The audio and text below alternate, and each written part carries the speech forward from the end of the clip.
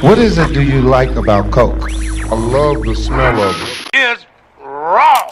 It's raw every goddamn year. Yes, Serving raw, goddamn it. Subscribe to Serving It Raw and let's keep it all the way funky, uncut, raw. Serving it raw just like my boy Gutter Kane.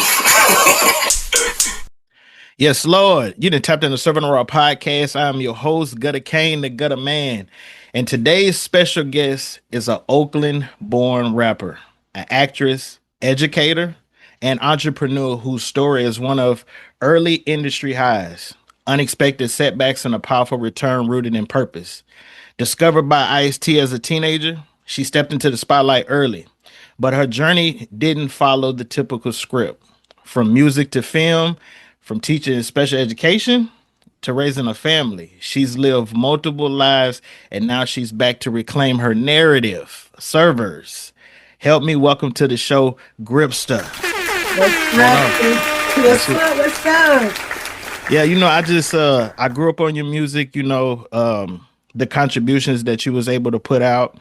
I've, obviously saw you acting as well, which I know we'll touch on more as well. Mm-hmm. But I wanted to cement your legacy and just show the new generation what you have contributed to what we call this culture. Okay, for sure. Thank you. That's dope. And but I want to before we even start, I want to give a shout out to TT. What's up, T? Yeah, I want to give a shout out to TT. I want to give a shout out to Ice-T. For sure. And so I really just want to document your story and your legacy so that, even generations and people in your family, as time goes on, they can come back and they can see Gripsta. And I'm gonna dig a little deep, okay? Okay, let's do it. All righty. So I want to start. I would like to start at the roots. Okay. So before the industry, before the spotlight. Yeah. What's your origin story? Who was? Do you want me to say your government name? No. Okay. Who was Gripsta? Okay. Who was BY? Let's do that. Who was BY growing up between Oakland and LA, and what moment shaped the artists we hear today? Okay, so I am a girl born, in the Bay Area, in the crack epidemic. Okay. 85. That's what really stands out to me, about like a lot of my beginnings, coming up. I'm my mother's only child. Okay. And she kind of left my dad early because my dad started rest in peace to my dad, but he started having challenges around drugs and stuff, in that era. So I kind of went with my mom and kind of lived like the struggle of like a single mom, you know what I'm saying? Many nights on the bus, walking home at night. And my mom worked really hard. She put me in Catholic school. We actually converted to Catholicism, not because we really wanted to, but my mom said, to get the, so my tuition would be less. Okay. So I thought that was pretty funny. And okay. Yeah.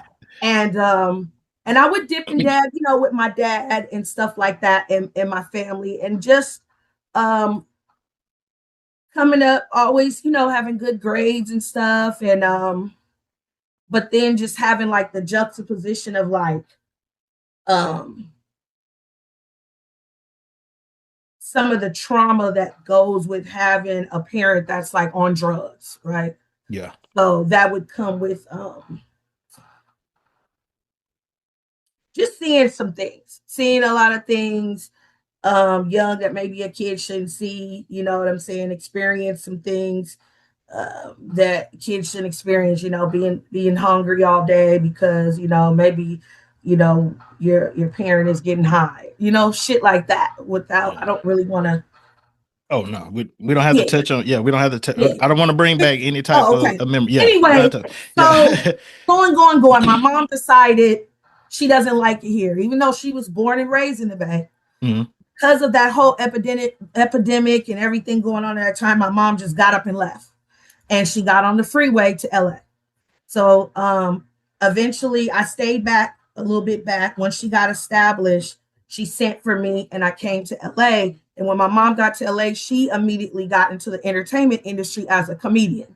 Oh, So okay. so I grew up with people like Sherry Shepherd at my house all the time.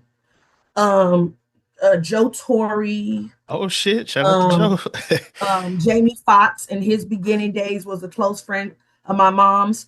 Faison, who still I call him dad, um, he was around. So I was always around entertainment from like 10 years old on up with my mom being a comedian. Of course, at that time too, hip hop was like the thing, right?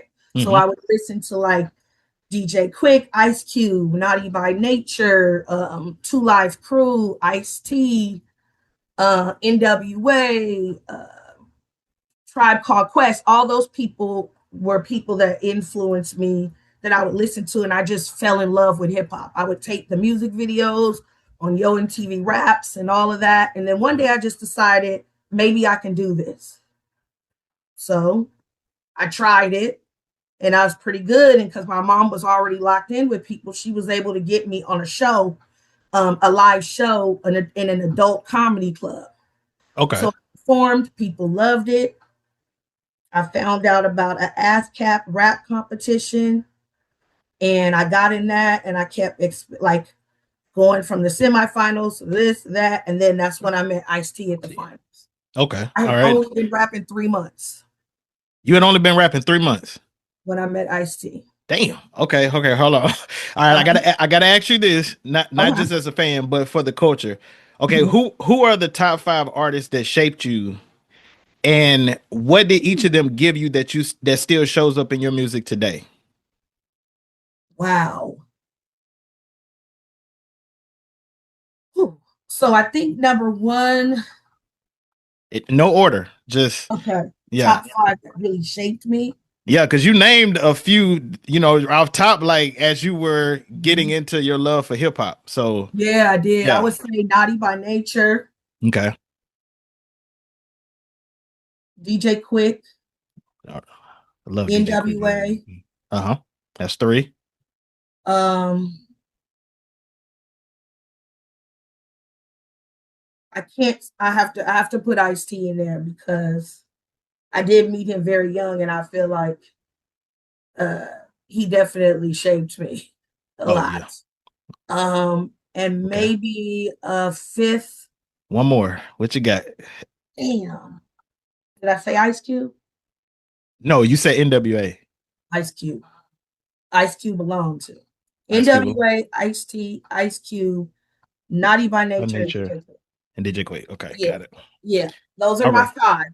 Naughty by Nature is the flow. I feel like Tretch kind of taught me how to rap. So And I would he's rap a lot.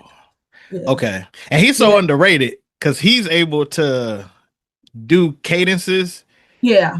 that I haven't heard other rappers do. So Nah, yeah. yeah. Shout out to Tretch. I mean, his flow was impeccable, and he would, Yeah.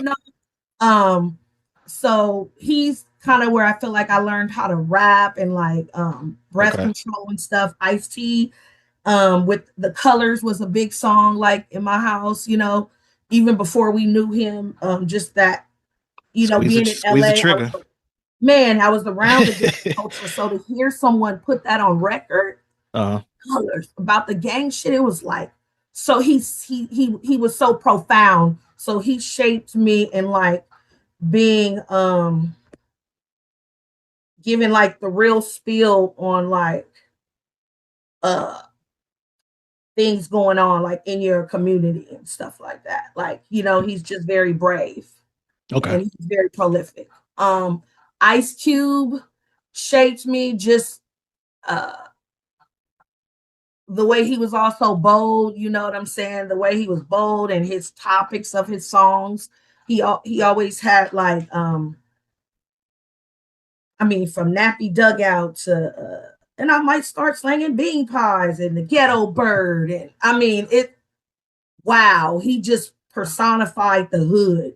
Yeah. You know what I'm saying? In so many ways. Ghetto Vets, one of my favorite by him, where he talks about the gang member that The one that was got in the shot. wheelchair. Yeah, in the wheelchair. Mm-hmm. That song is fucking crazy. Yeah. Oh yeah. He's a phenomenal storyteller. Oh my God. So that, and Yeah. then let's see, DJ Quick. I just love DJ Quick, like his beats. I loved like kind of his nasty rap, you know what I'm saying? Like Sweet that, black pussy. yeah. I be talking bitches like it ain't shit, because I'm gonna play a motherfucker named DJ Quick. Yo, maybe Yeah. the way. Just like Compton is actually one of my favorite songs of Oh, all time. oh my God. Born and raised in Compton, that bang, Yeah. boom, boom. Yeah. So and then NWA really influenced me in just being like fuck it. Like they were just loud, fuck the police. And so they inspired me to feel like I could also say whatever the fuck I want to say. Okay. Okay. Now, you were discovered, obviously you just spoke on it, that you were discovered by Ice-T at a young age. So Yeah. what's the age for people that don't know? I think I must have been about 14. Okay. And you was thrown in the industry most people don't see until they're an adult. But Yes. what did that experience teach you about power, opportunity, and just the business side of music that, you know, people don't talk about? You know, being discovered by Ice-T and being around Ice-T is like just having like this all wise person all the like with you, and he gives it to you so raw. Even being young in the industry, like he never um really treated me too much like a kid. Like he was 100 with me.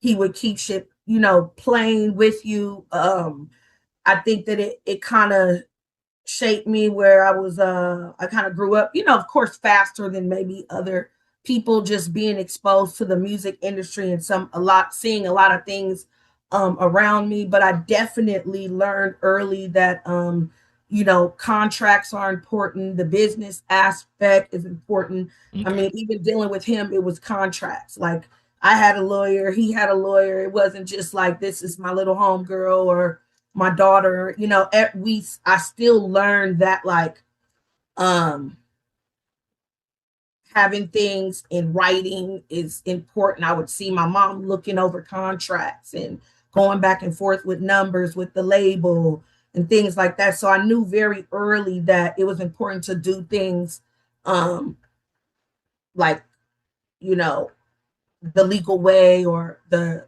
way that protects everybody and make sure everybody gets paid Okay. what they deserve, you know. Yeah. As far as power and things like that, like I just watched I was around Ice at the time. He was dealing with the one time song, right, with the government and all of Oh, that yeah. stuff going on. And I learned, you know, fearlessness, you know what I'm saying? Just to be raw and fearless and be true to yourself. I mean, he never let it shake him up. One situation didn't work out, he went and created another situation or an avenue to continue doing what he's doing. I watched him do movies. That's partly why I got into the acting side. And he would always tell me, like, don't like, get all the money.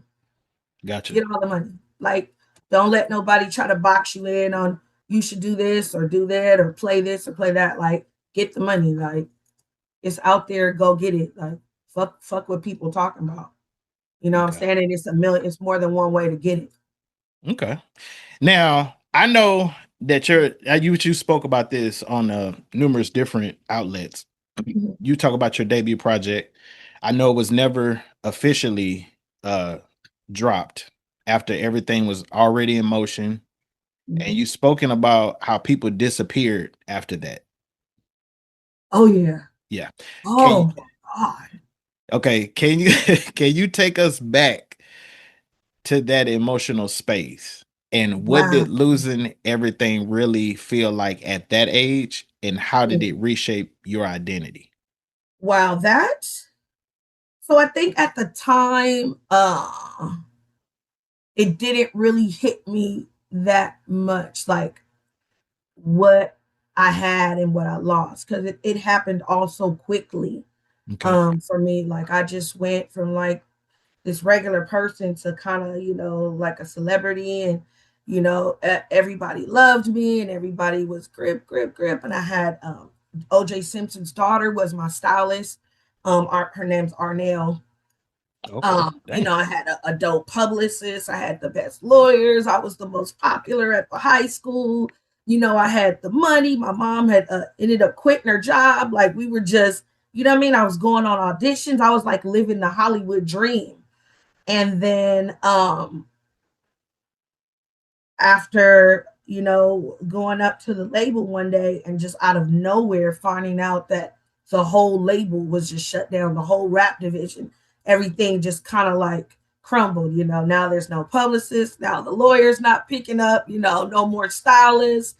And it was like it was definitely a ride for somebody 15 or 16 years old. It wasn't all as abrupt because I had other things going on. Like I was still working with South Central Cartel and Shaquilla, so I still had like some residual things I was doing. I'm still in the Screen Actors Guild, so still going on auditions and doing other things. But just it was a huge letdown for me when I found out that my stuff wasn't going to come out, and we couldn't take the album with us. We would have had to buy them out to take the record. So it was just it was a fucked up feeling. So they still have your album? They do, and now I can finally put it out. I think you have to wait decades to be able to put it out. But I was told that now I could put it out, but you have to wait like 20 years or something. So, okay. But at that time we did this whole great project and everything, and we couldn't take it. Is that something that you're trying to revisit? Like, are you eventually, if you actually get to be able to release it, will you release it now? I am releasing bits of it. Like I'm releasing Pop Goes the 9 now, which was my debut single. Yes. That I did, you know what I'm saying? That I have the video for, that Ice wrote and directed and co-starred in. So I'm putting that song out, and I don't know if I'm gonna put it out like as a whole project, but I am going to, as I put out my new music, I'm also gonna revisit putting out some of the songs from that project. Gotcha. I have some dope songs. I got Spice One on that album. Me and Ice got another song on there. Me and LV got a song. Me and South Central Cartel. Yeah. So I'll put some of that shit out. Oh, yeah, I hope so, man. It was hard. Yeah, I think that was one of a good anticipated album that just didn't happen. That I know everybody was like, "What the hell?" And so they were. Now you already had your acting stuff still going, like you were saying before. And I know you stepped into acting early as well. Now, being part of Dangerous Minds, and even having moments like you spoke about having breakfast with Michelle Pfeiffer and Andy Garcia. Now, sure. I know for people that don't know, Andy Garcia actually was the love interest for Michelle Pfeiffer in the movie, but then they cut his part out because they figured that they didn't need his role, which he spoke about that. But for you, at that age, did you fully grasp the room that you were in? No. Or did that impact hit you like later in life? It hit me later. I didn't even grasp that I was really with this icon Ice-T. Like I didn't, I don't know. I didn't really grasp it. Now, as I got older, I'm like, damn, that was some big shit. Yeah. Damn, you grew up in a mansion in the Hollywood Hills. Damn, you was in V12 Benzes with Ice-T. You got like, dang, you kicking it with Michelle Pfeiffer. Like, but at the time, I did not grasp it at all. I didn't. I was just. Yeah, you done been with some icons. Yeah, I was just like, just doing my thing, and I didn't realize where I was. Actually, what had got the role and set it off too. And I was sitting in a room with Warren Beatty for hours and Yo-Yo. Like Warren Beatty. I did. Damn. And I didn't really realize even then like who that was. Like my mom was like, Warren Beatty. What role did you audition for Set It Off? I was actually Queen Latifah's role. Cleo? So I had actually got, so it was between me and Latifah. Of course, Latifah was more famous, but she had told them that she couldn't do it because she was going to go on tour. Gotcha. So they called me and they said, you got it. So I thought I had it for weeks. Then at the last minute, they called me and told me Latifah wasn't going on tour. The same thing with the Parkers. The same thing. I was the other little girl, which I kind of grew up with her too. In Hollywood. Yeah. Countess was Countess. I was like, Countess Vaughn was like a personal friend of mine too, because we're like, all of us kids are like in this like Hollywood circle back then.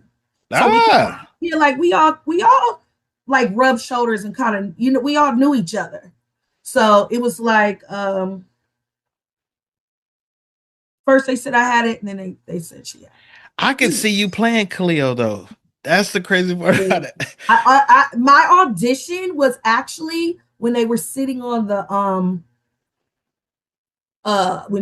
when they were all sitting, I guess, looking over the city. You talking about when they were sitting on the roof? Yes, that was the audition script that I did for the reading. They were sitting on the roof. Yep, and Robbie Reed was the person that the casting, and she always really liked me. So I feel like she was trying to put me. And I didn't realize who she was either at the time. Well, speaking of Cleo. Yeah. Speaking of Cleo, you had a certain type of gangster look.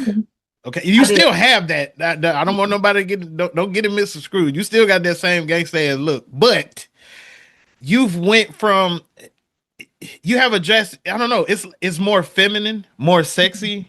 Yes. Now.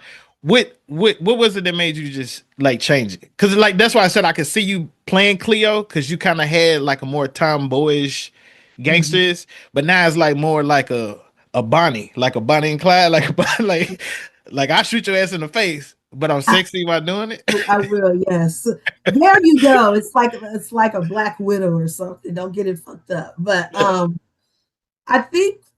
Just growing up, I just think I just grew up. I just think at that time, I was a kid and I was influenced a lot by like the culture at that time when females, especially female rappers, didn't have to be naked. They didn't have to sell sex. You know what I mean? Just kind of had to know how to spit and people would respect you for that. So I just, wore, just was like how I was comfortable, you know what I'm saying? And which was like, the gangster shit, and then as the years passed, I think I just got older and, just became a woman and had different experiences that would bring out more like the feminine side. Gotcha. Yeah, because you surprised me as hell with the pictures that the recent photo shoot with the roses and the gun. Yeah, definitely. That's definitely a side, yeah. Okay. Yeah, I was like, if that's the direction that you're going, especially rolling out this new music, I think that's tight. I think that's real tight. Yeah. I definitely are bringing like the sexy in. It's like the gangster sexy. You know what I'm saying? I think as I've just gotten older as a woman, I've kind of found myself more. You know what I'm saying? And, yeah. No, I love it. I want you to, I want you to keep. Sexy? Yeah, I mean, I'm not gonna lie. Like, I don't think it's too over the top. Okay. But like I said, like it's. Oh no, you good. It's not too over the top, so it's not too overly sexual to me. I think it shows a sexy side, but you still keeping it gangster, and I think that's to me that's a more like a good balance, especially for right now what's going on, because it allows people that are fans of you from then can still see the gangster Gripsta. Oh, cool. Yeah. From the 90s. Yeah. But see the sexual side that you have today. And so you see what I'm saying? That's why I think it's a good balance. And I think you should push that. I think TT, whoever's behind being like, hey, I think that's a good look. So I think y'all need to keep that going. Yeah, and that's kind of like TT's vibe too, you know. We're women and we're like, I'll be sexy, but like don't get it fucked up. No. You know? But I kind of also do that to like catch your attention. And then it's like once I got your attention, it's like, oh, she can really rap. Gotcha. But the order of the day is that people want to see that. Fortunately and unfortunately. Yeah, but I think sometimes people kind of take it a little bit too far. I mean, we had rappers back then that were sexual, like like Lil Kim, Foxy Brown, stuff like that, Oh even yeah. Trina. But it wasn't this level of it though. It's You know not what I'm saying? nothing. Yeah. Yes. Plus they could spit, and that was the thing that was, Mhm. yeah. And so speaking of spitting, you mentioned in another interview being a deep thinker. Oh, What's the thought you've had recently that turned into a bar? ooh, a thought I've had recently that turned into a bar. Mm-hmm. Damn. Because you're phenomenal on that damn microphone. I ain't even gonna lie. Oh man. Like you've always been nice with the words, with the wordplay. So Yeah. Oh shit. Let me scan. or has anything that you thought of recently became a song? That might be better. Um. Yeah. Yeah. I think. Yeah. So everything that I think of, um, become songs for me, right? So Okay. I really don't make up shit, or I really just dig from mostly pieces of my life. I think I've lived enough now. I don't even really too much pull from other people's lives. I have a song called City of Angels, and it's just talking about um it's basically like saying LA is God bless LA, but LA is fucked up. And I'm like talking about it's really a deep song. Mm-hmm. Um, I'm talking about like the gang shit and how the police handle us and put perimeters to look to try to catch us, and the ambulance comes and it doesn't give a fuck if you die, if you don't. Um, shit like that. I have another song called Upgrade You, which is a take on like Beyonce's Upgrade You. And I'm Gotcha. Yeah. saying, yeah, and Okay. Ice does that one too. Where I'm telling to my nigga, like let me upgrade your guns. You know what I'm saying? So, Cool. yeah, it's dope. And I'm naming like different kind of guns and stuff. I'm gonna put that song out. And and then I have songs that talk, that touch more into like, adult shit. And Okay. yeah, I'm but looking all look. my shit is straight shit that I've lived, Yeah. straight up. I'm looking forward to what you got coming. I'm not gonna lie. I swear. Like I'm really looking forward to it because I think it's time for you to really get your just dues. Oh my God, thank you. Yeah. Now I know you took a hiatus. I did. Yeah. So during your hiatus, you lived a whole different life. You Mhm. went to college. Yeah. You were teaching special education, and you raised two sons. Yes. So, how did those experiences, deepen you as a woman, and how did they now influence the way you create and communicate through music? Um, so I think I learned a lot of humility, Okay. just having a regular job like a teacher. Uh, that's very humbling, especially from where I came from, to clocking in with, people that haven't seen or experienced half the things that I have, you know what I'm saying, in Hollywood. Mhm. I learned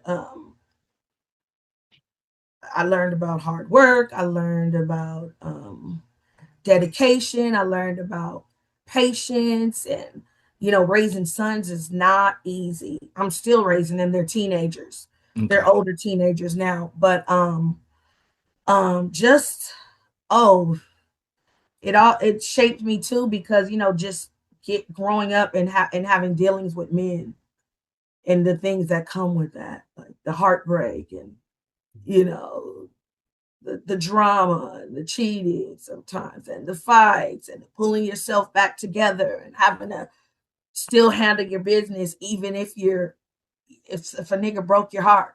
Yeah. And so from that also it made me like player. Very much so. Like at this age. Okay. Like, Why hella. why special education? Oh, why special education? Yeah. So I've always had like a love. I don't want to say special education people are like the underdogs, but like Okay. for like the vulnerable of society. I just always have like, even when I was in regular high school and junior high, I would be friends with the special ed kids, and some of my friends would be like, "Why are you talking to them?" And I'd be like, "Shut up," because I want to. Like, this is a nice person, and I always found the special ed kids more interesting than what we call the typical kids. Yeah. You know, more honest in themselves, and they seem, sometimes they just had more layers than the typical kids. So when I had a choice of what I wanted to teach, I said, well, I'd like to, work with special ed. So I would work with you know, the autistic kids and the kids in the wheelchairs, and the kids, some kids can't speak, you know, um, like all types. And I don't know, I just felt like I was double giving back. How long did you do this? About 20 years? Oh shit. Okay. About Was 6. there what did teaching special education teach you about patience and communication that rap didn't? Oh, um, Because I work with people that have developmental disabilities now. oh, you do? Yeah, but I'm a DSP, what they call direct support professional.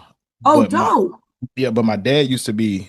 My dad was a teacher for special education as well. That's why when I read that about you, I was like, oh snaps! Like, but I could see, the level of patience and communication that he had to deal with. So I just Oh, wanted, yeah, really? yeah. So Okay. how did that work for you? It was definitely something I had to work with myself with. Okay, And I had to sometimes dig a little deeper to try to find out why this person is treating me like this and acting like this. And it just allowed me to like learn how to put myself in somebody else's place more, hmm and then to understand how they might be feeling or what they might be going through as to why they are how they are. And I really didn't learn that anywhere else but gotcha. doing that. Have you applied those things to raising your kids? Since you got two teenagers now, I know. Shit. um yeah. Let me backtrack for a second. Yep. Another thing I was going to say, Uh-huh. what I really needed patience with is not even with the kids, it's learning how to work with the people at the school, the staff. Gotcha. Okay. All right. I be wanting to slap some of them. Like that requires patience, being in a group setting and working with people, and sometimes the gossip and the nosiness and the judgmental stuff, so I had to really learn that too, like how to just work with people, especially like groups of people that aren't necessarily kissing your ass, like when you're in the music industry. In the music Gotcha. industry, when I, at the height of my thing, I felt like it's a lot, it was a lot of yes people and people that would cheer me on and cheer, like, just there's no like criticism or anything. They hmm just, but they don't know me. So it's like, it's every man for himself. So Now, did the staff know your background in the I music? don't tell them. I don't tell them. They're You know. too, I never do. They're very nosy. Like I said, that to me, like that, um, the people in a lot of the people there, like in that type of career, I find to be uh, more judgmental type thing. So I really don't. I've maybe I've met in years like a few cool people that I would tell, like, who I am or what my past and even present is. But for the most part, I never shut up. Gotcha. Okay. Well, hey, I commend you for for the time and working because I people have no idea what it takes to work around individuals that have those type of disabilities. Uh, Yeah, yeah. for So sure. for you to have the patience and just the timing put in to deal with that, like I commend you for that. Well, thank you. Yeah, I really do. Now you said earlier that the comeback felt like the time was now. Sure. You posted that and all kind of stuff like that. So especially with the pressure from fans and encouragement from your family, what Mhm. feels different this time around? Not just musically, but spiritually, mentally, stepping back in the game. Oh man.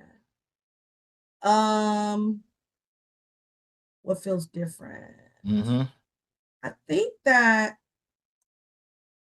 stepping into it as an adult, it just feels totally different than stepping into it as a quote unquote child, Okay. As an adult, I just I really am like feeling like I'm just free to be me, like all the way, just free to be me, not like with the industry pressure of trying to fit into like whatever the label might have wanted or what they kind of wanted me to do or be or or what I felt like kind of how I needed to be. Like now I'm grown and it's like I'm sure when I'm writing, I'm just like, well, fuck it. Like I'm just sure of myself. And um it feels different now because I feel like I have more depth just because I've lived more. Ooh, I okay. just lived more. So now I can sit down and write, and it's like I can think of any topic. I can go anywhere you want. I can go sexy. I can go gangsta. I can go, you know, more like heartfelt. It's just I have so much Okay. here in my database to pull from. Okay. Now you said you're able to be free. Okay. Yeah. Let's go one of them tough questions I'm gonna throw up at you. Okay. Now, what's something that fans think they know about you then, but don't?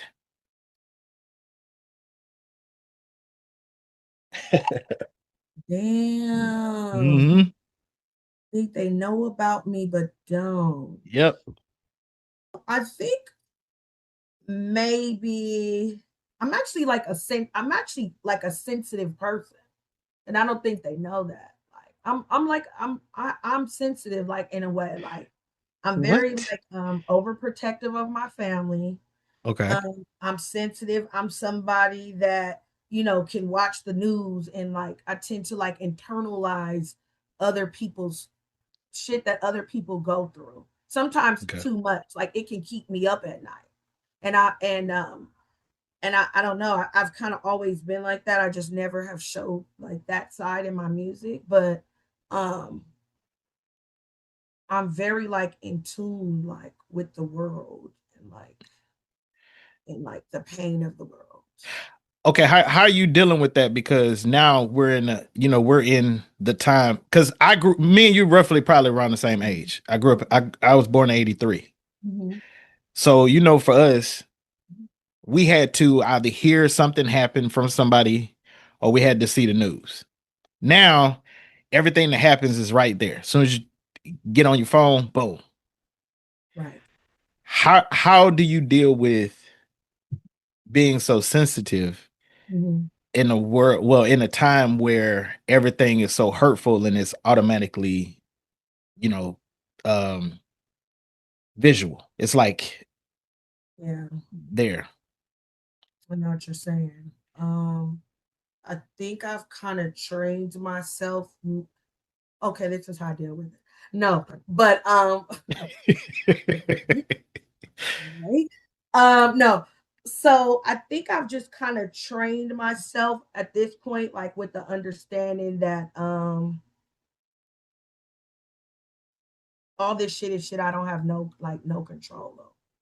Okay. And so, I work on trying to less let it affect me, like the state of things, like the whole thing with in the Middle East with Iran. Palestinians and all that, Yeah. like all that whole thing, like it's like at some point I just kind of had to start clicking off because it's like, it was a lot. It was a lot, you know. So I think I've just learned to develop the understanding that this is just that the world's fucked up. And really it's like nothing I can really do to change it. Okay. So I just was Okay. I only asked that question because I don't think this would be the case, but I don't want you to pull back from hmm, what you're doing, what you're gonna do musically, because of the fact that all that shit is consistently there. Or I ain't gonna say consistent, well, it's consistent too, but constantly there. And okay. so that's the thing. Like a lot of people tend to take hiatus just because it's too much for them to deal with. Okay. Like the And world. yeah, just the world constantly seeing stuff. So it's like if they're actors, actresses, rappers, authors, anything like that, they'll step back, and it kind of it in a way you got to do what's best for yourself, but it does take away from people that are fans of you as a person, and whatever you contribute to the culture, you have fans of that, and so nobody really knows what a person's going through. And so I just wanted to ask that question because if you're really which I could kind of tell you're a sensitive person. I mean, I felt like that when I saw you acting in Dangerous Minds as well. But but I just feel like I don't know, I just don't I think for me to be a fan of your music and to see that you're stepping back out to be like, hey, I'm really gonna, what I'm saying, push this and do this now. And you're an adult compared to when you were a kid. I just don't want anything to, Oh, what I'm saying, pull you back into that, you know. oh, I see. Like Yeah. pull me back, distract me. Yeah. Like, oh, maybe I don't want to do this. You know what I'm saying? Or Okay, maybe, no, yeah. Okay. no, definitely that's not gonna happen. Not at all. That's not gonna Okay. happen. Um, there are things though over the years that have pulled me though away from the music and things like Okay. that, right? Which is kind of why I wasn't actively rapping for a long time. But that was more like life situations and you know what I'm saying, things like Okay. that. But no, I'm not gonna let it do that. The this is just I don't carry like that kind of stuff like on my sleeve where I just worry about shit all day or let it fuck with me. But Okay. my tears- Yeah. Shit, oh man. oh It's serving the oh raw for a reason. oh yeah, oh duh, Yeah. okay. Yeah, so I don't, it's not like that. It's just more like, like in the quiet of my mind at night, in the quiet of my thoughts. These are things that like I think about. Like if I could change, I would be wishing there's just shit that I could change, you know? Okay. I got you. No, I deal with the same Yeah. shit. Yeah. Yeah. You Yeah. do like in the quiet of my mind at night, shit like fuck where I just be like. And I also reflect I've lost so many family members like to murder and shit like that. And so that's when I say like I'm sensitive, like in the fact that like I really be missing my family members that get murdered. Like it's not just I'm not just saying that shit. Like I really like it really fucks with me. For Yeah. real. Shit, I can't even imagine. I mean, well, I can imagine, but I can't even imagine. But the fact that you grew up in Oakland, and I know how the crack epidemic hit it was the whole US, but it hit Oakland hard as shit too.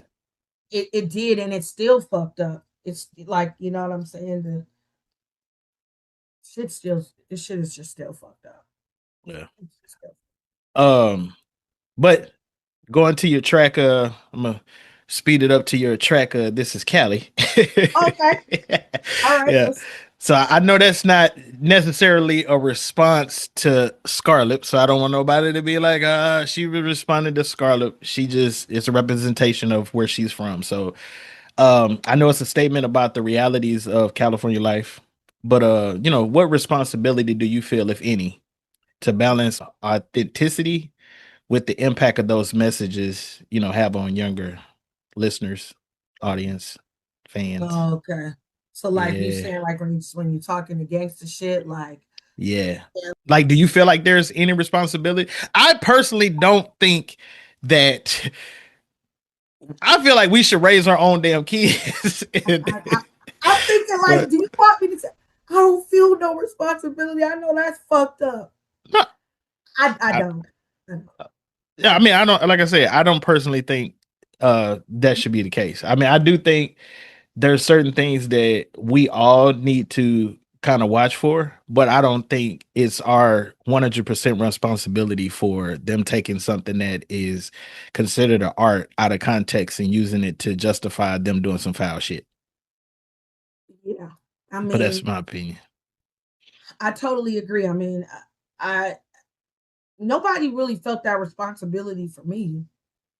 I Ooh, grew up listening to NWA from a little kid, hearing Easy E is the world's biggest. Don't matter, just don't bite it. I'm little as hell listening to that. Like she swallowed it. Listen, I came out decent. Like I don't fucking know. Like I had a mom, like you said. Like she balanced shit. I still went to school and got good grades, and you know what I'm saying. So I feel like shit. Nobody did that shit for me. It is what it is. Like, so I don't really sit down when I sit down and write and make songs. Honestly, I don't really think about that. I just don't. I just feel like the parents need to, you don't want your child listening to that. Just, do your best. But now everything's online and it's just a click away, right? Like yep, you really can't control it. But that's the same thing for porn. It's online and they can click and you can't control that shit. But there nobody's stopping to make it. Still that's there. true. And just That tap it is. in and find it. So What made that you come up with that song? this is Cali. Yeah. So I did hear the This Is New York song. Mhm. About that. And it wasn't necessarily a response, but it was kind of like, okay, well, you're saying this is New York, so it's like, all right, like this is Cali. Like, so Okay. like let me talk my shit down. Like Okay. let me you rep your shit, like let me rep my shit. Cause your shit is cracking, but your shit ain't the only thing cracking. You feel me? Like it's cracking and racking out here too. So I'm gonna let it be known. I'm gonna rep my shit. Respectfully. Yeah. Oh, because we Who? get loud over here too. Don't get it fucked up. So you just heard the song and decided to do that, like create that song, like create your version of it, or did Uh, somebody throw the idea out? I think somebody played it for me and stuff. You know what? Let me stop. So I have well, I call him my brother. He's like my brother. He's from Brooklyn. Okay. And he actually told me to do it. No lie.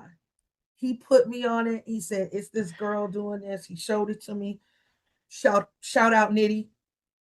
And he told me you should do a Cali one. So I listened to it. I said, oh yeah, okay, yeah, I'm gonna fuck with it. So yeah, it was actually my Brooklyn nigga that told me to do it. I'd be No, damn. no chat, real nigga shit. Yep. I'd be damn. And I fucked with her version. I'm like, yeah, you know what I'm saying? I'm like, okay, this sounds like some shit, you know what I mean? I could do like fuck with. So I just did it for myself. Yeah. I can see that. And she has like this gangster vibe about her that I think Mhm. she's also trying to tap into her feminine side a little bit too. So I think I noticed that she's more so tapping into that now. yep. Okay. Uh-huh. Yep. I think so. Yeah. Yeah. Yeah. And she's been getting a lot of, I ain't gonna say flack or smoke, but people that's fans of her originally, have been like, oh, Mm. don't let the industry change you, I can type see shit. where people would say that because it's kind of like a breath of fresh air when you see a female rapper now that's not selling sex. Yeah. It's like, wow, we found somebody that's not resting on their ass.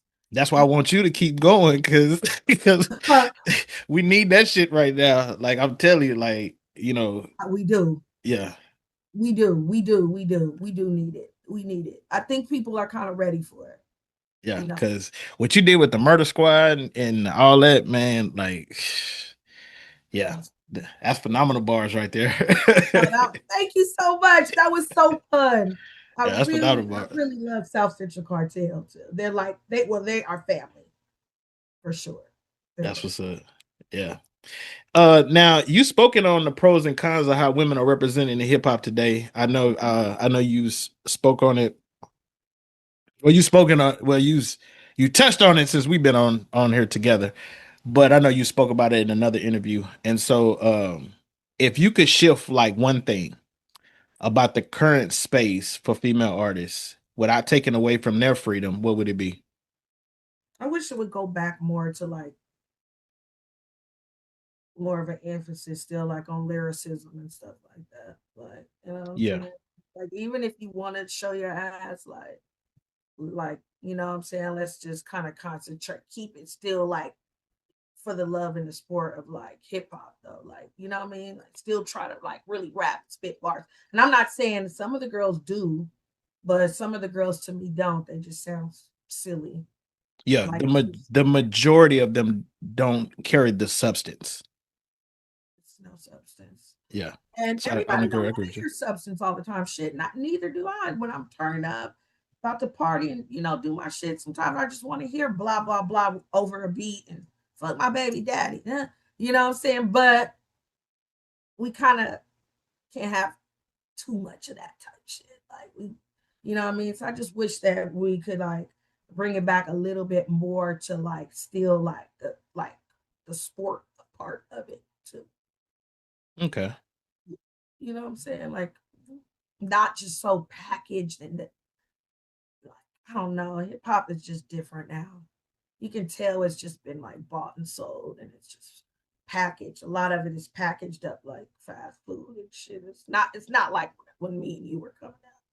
Yeah. No, you 100 on that one. It's just big business now. Yeah, but since you've been doing acting, have you thought about doing like maybe a biopic? I have thought about that. That shit would be crazy, man. I just got to do like one thing at a time. That's all. I'll be talking to TT about that, and that's definitely something that we want to work on for sure. Okay. If your life became a movie though, what scene would hit the hardest emotionally? Wow, you're asking me some good questions, man. I'm trying to decide between a few things. Probably my cousin getting killed. My cousin. I had a cousin in Oakland that was killed when I was 15, the day before my birthday. And so he was 17 and he was murdered, and he had just had a newborn baby that was maybe 9 days old. It's my mother's sister's son. So we all had grown up together, like in Oakland, Like, yeah. We were really close. They're like my brother cousins, you know what I mean? Oh yeah, I'm with you. Yeah, and like so him getting murdered and stuff like that, and then like I just remember getting on the road from LA and driving back to Oakland and just like seeing how hurt my aunt was. And I love my aunt. She partly raised me and stuff. And that was just really, really fucked up. That's when I really just saw like life is just fucked up. It's just not fair. That kind of changed me a lot too. Damn. Seeing my cousin in the casket at 17. I'm sorry about that. The story behind it and so that definitely. Is there? You said you had two of them. Well, you said you was choosing between one and the other. The other one. Yeah, what would be the other one? Oh, another scene. Probably back in Oakland, like during the drug thing, and driving down the street and seeing like my family members walking down the street, high, trying to sell me shit like they didn't even fucking know me. Okay. And I'm your niece. Like, why are you trying to sell me a Bible? I'm 10. I don't got no money, uncle. Like what the fuck? Like, You know what I'm saying? And then like seeing my little cousin going up to the school, and seeing my little cousin like just wearing a jacket to school with no outfit, no nothing, just a Damn. jacket because her mom's on dope. See, man, I don't think people really understand how bad that shit was. They hell no fucking clue. Shit was fucked up. Yeah. That shit was fuck. I mean, I could say some things. Woo, Jesus! Like, Yeah. man, my movie would be good, and it would be graphic. I experienced some graphic shit too, like Damn. crazy shit when motherfuckers is high, and the kids are just there, like, when's dinner? Where are you going? Why the lights not on? When you coming back? Why is this weird man in here? Like crazy shit. Crazy shit. Damn. It's crazy to see. I ain't gonna say crazy. I don't even want to use that word. It's actually phenomenal to see you. Like, I know you have not actually went in depth about your childhood and your growing up. I know you touched on it even here and there on different interviews, but to see you now Mhm. is crazy because I know a lot of us as we were growing up, we never thought we was gonna make it past 21, Yeah. you know. And Yeah. so yeah. Yeah, for sure. What are you working on? What's the new stuff that we can expect from you? I kind of wanna Yeah, okay, for yeah, sure. kind of bring it back to a better Okay, yeah, yeah. more uplifted. All right, 'Cause- let's get yeah. uplifted. All right. I got a song I'm gonna put out this summer. Um, it's pretty dope. It means a lot to me too. It's like a fly little song that you could kind of like, like group dance to or whatever. And I'm popping my shit kind of like it's a Bay Area, more of like a Bay Area sound for me. Okay. I shot the video. I went back home to Oakland and shoot it. My entire family's in it. My cousin he's dancing in it. My nephew's in it. My brother's in it. My sister's in it. My stepmom's in it. Like, Oh damn. and Okay. You my real family. formally. I mean, family oriented. The That's what. whole video is my family, and I literally filmed it on the block in East Oakland in front of my stepmom's house at 3 a.m. And Oakland is lawless. Like it's pretty law. It's a lawless place, right? Especially compared to LA.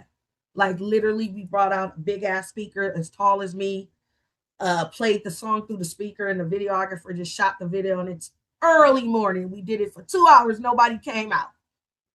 Nobody complained. The police didn't come. Oh shit. Shit you never fucking see. Nope. How the hell did y'all manage to do that? They don't say shit. Residential neighborhood. And nobody gives a fuck. My family didn't give a fuck. They like, turn that shit up. And I'm like, because LA is different, right? But they're like, and so anyway, so I got that new song coming out. The video's dope. The song is hard as hell. I'm gonna put that out this summer. Okay. I know you and TT just dropped a song. Oh shit, Priceless. Yeah. Eastside K-Boy. Shout out Eastside K-Boy. Yeah, for sure. I loved doing that song. Of course I love Tisha. And then Eastside K-Boy has been a friend of mine for many, many, many years. Okay. Yeah. For people that don't know, go check out Priceless. It's on Spotify and all kind of. Yeah, for sure. The video's dope. Shit is hard. But I'm just dropping shit, man. I'm gonna drop that Upgrade You after this one and just keep dropping shit. You got a album working EP? I'm working on it. You got a name? You got a name for it?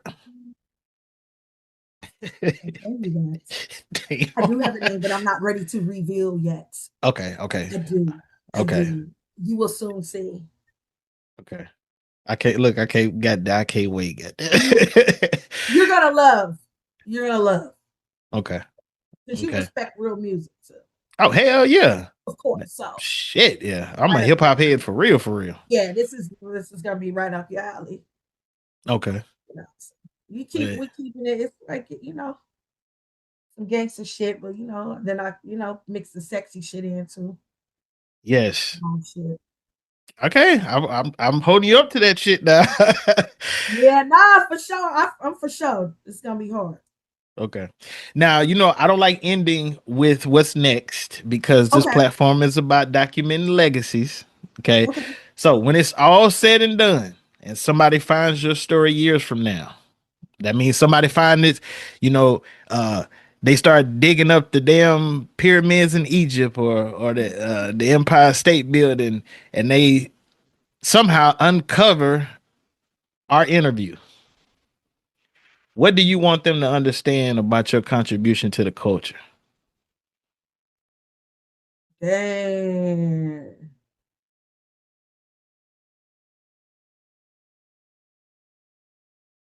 This gives you a chance to talk to your boys, your grandkids, their kids. Yeah. Once Gripsta is no longer around, Mm-hmm. what would you want them to know? What would you want them to understand about your contribution to the culture? You could talk to your fans, Yeah. family, friends, whatever. Well, I'm definitely one of the raws to do it. I'm definitely one of the most underrated to do it. I'm definitely I feel like one of the pioneers, at least for female gangster rap that people don't know, to do it. And I'm just a raw motherfucker. Like that's always been brave, always been bold. Um, and I don't really necessarily care about people's approval or none of that shit. I just say what's on my mind and I say it like however it comes out is how it's gonna come out. I don't even overthink it. You know what I'm saying? I think people appreciate like authenticity and shit like that. So I would just want, people to know that like, what I'm saying, I'm one of the first to do it. And what I'm saying, I did it my way and I kept it G though, for sure. I kept it G, because there's no other way to do it for me, just the way I was raised. Already. Well, hey, from Gutter Kane and Serving It Raw, Gripsta, I want to give you your flowers. Thank you. Yes. I want you to know that the stuff that you did, whether it was solo or the stuff you did with Murder Squad, like I said, I grew up on that music. Seeing you be in Dangerous Minds, which I know a lot of stuff they had more parts for you. They did. Yeah, I know. And I know they cut a lot of stuff out, but seeing you do that at such a young age and then to be able to connect with you now and then hearing the stuff that you have done on a personal level as far as like the teaching and the going to college, right, as well as the music that you're going to start rolling out, now and in the near future. I wanted to make sure that you knew that I appreciate that contributions past, present, and future. Wow, Okay. thank you so much. That really means a lot, honestly. Okay. I really appreciate that. Yeah, and anytime you need me, my platform is always a safe space and available to you, regardless of what you're working on, whether it's a project, a book, a movie, anything like that. If you need me for any type of promotion, you can always, contact me and be like, hey, Gutter, I'm working on this. Hey, can we connect on this? Okay, for sure. Yeah. I'm gonna keep that in mind. I really appreciate that too. Oh, for sure, for sure. Well, I want to give a big shout out to all my servers for tapping in for another episode of Serving It Raw. I hope y'all enjoyed the ride. If you did, go ahead and hit that like and subscribe button and drop a comment below. Let us know what you think. You can catch me on all your favorite streaming platforms. Before I give a special thanks to Gripster, I want y'all to go check out all her music. This is Cali. All that stuff is on Spotify and YouTube and all that type of stuff. Do you want to let people know how they can reach out to you? Yeah, you could just get at me on Instagram. Mostly is GRIP_STA. All right. But I want to thank you for giving me your time and your truth and your journey. I really do appreciate it. I will be back with another episode next Wednesday. And so until then, I want everybody to enjoy their week and stay solid. Yes, Lord.